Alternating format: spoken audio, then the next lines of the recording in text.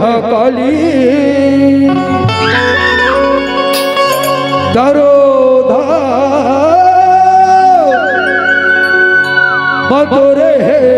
पुजारी हूँ माता रानी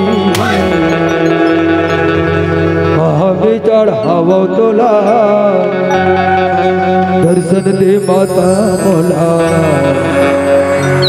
हमें चढ़ावो तोला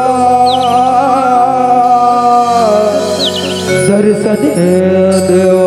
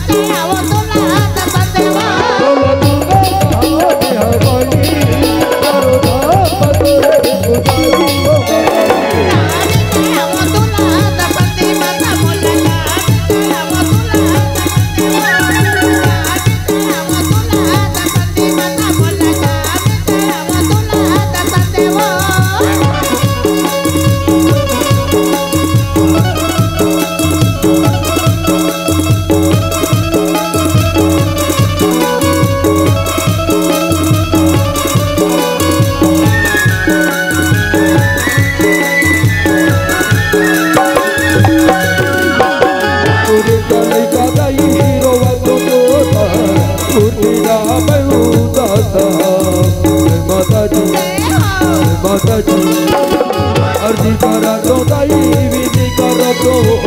अपने अजर से खावा माता जी ओ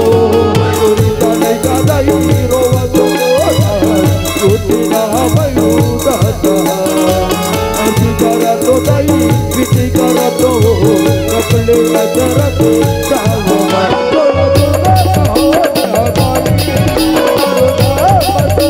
पूजा